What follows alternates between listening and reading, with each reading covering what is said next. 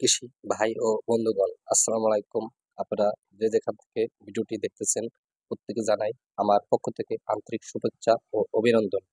আপনারা প্রত্যেকেই একটি ভুল বারে বারে করেন, এমনই অনেক কৃষক আছেন। কারণ আজকের এই ভিডিও থেকে আপনারা সেই ভুলগুলো যদি সংক্ষিপ্তভাবে সমাধান করতে পারেন, তাহলেই আপনারা যে কোনো ফসল করে আপনারা অনেকটাই লাভবান হতে পারবেন। কারণ আমরা অনেক সময় সস্তা পেয়ে বস্তা ভরে আনি, সেজন্য আমরা অনেকটা ভোগান্তিতে পড়ি। এর কারণ হলো, আমরা যখনই একটি বিছন কিনতে যাই, একটি বিছনের মূল্য দেখা যায় অনেক সময় 100 টাকা, একটি বিছনের মূল্য অনেক সময় হয় 25 টাকা। আমরা 100 টাকার ভয়তে আমরা 75 টাকা বাড়াতে গিয়ে আমরা কিন্তু অল্প দামের বিছন কিনে নিয়ে আসি। সেই জন্য আমরা কিন্তু অনেকটাই ভুক্তভোগী হই। কখন? যখন আমরা ক্ষেতে ফসল চাষ করি, তখন তা থেকে আমরা কিন্তু ফলন পাই না। সেজন্য আজকের থেকে আমরা একটি শপথ করব, যে শপথ হলো আমরা কৃষকের জন্য। যে শপথটি আপনাদের সকলেরই কাজে লাগবেন, যারা কৃষক আছেন।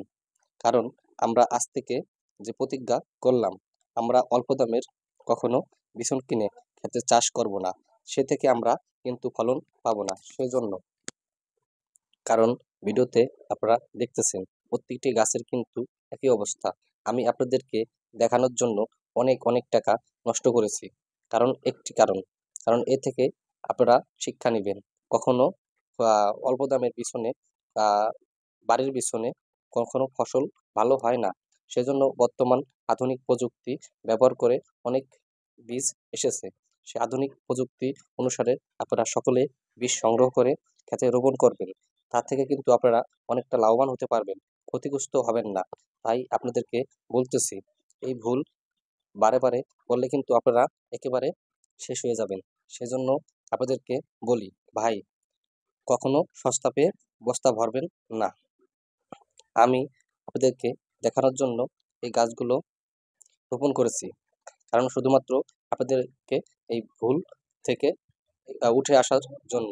কারণ একই ভুল আপনারা বারে বারেই দেখতেছি করতেছেন, আর দোষ দিতেছেন বিছনের, জমির, সারের, নিজেদের।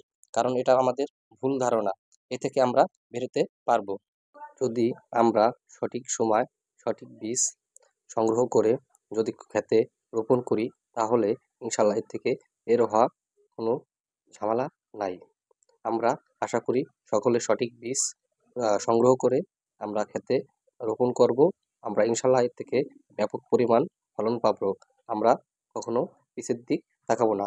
অল্প টাকার জন্য আমরা নিজের ক্ষেতকে ধ্বংস করে দিব না। আশা করি আপনারা সকলে বুঝতে পেরেছেন। আপনারা এর থেকে সতর্ক থাকবেন।